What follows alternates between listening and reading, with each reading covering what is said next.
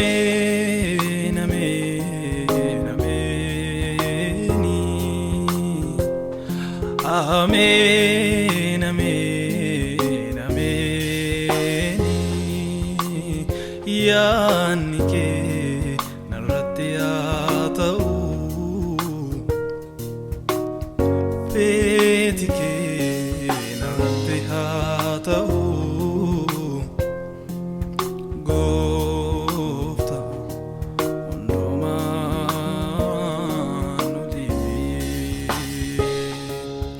Amen, amen, amen. Amen, amen, amen. Yaanni kee narratti haa ta'u, feeti kee narratti haa ta'u.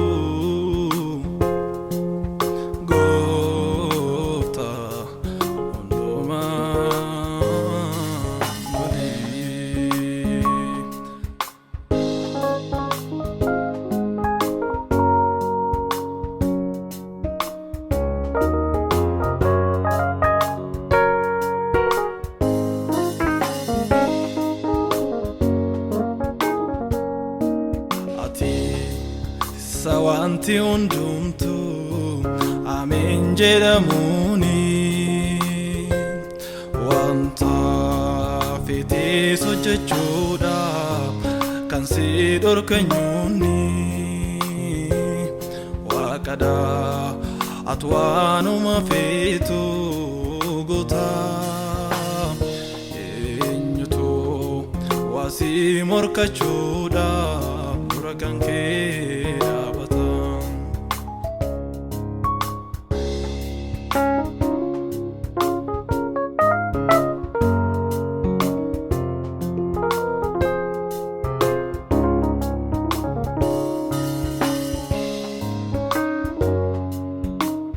Lafti kuni bal'oon guddaa kan jedhamu samii, hojii harka keetii karaan kees jaalala waamuun kees akkaataan fo'annaa keetii.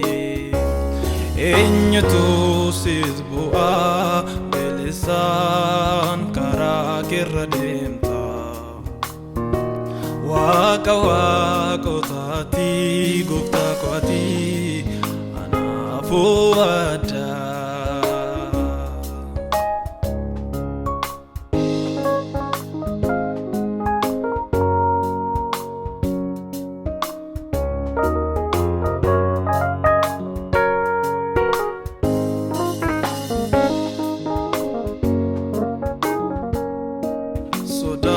Sodaatamaadha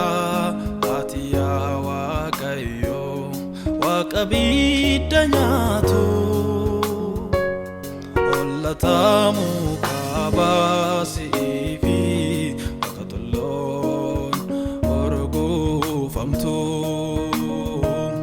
Namni sitti of gatu ilaalisa akka muka bishaan qarqaraati.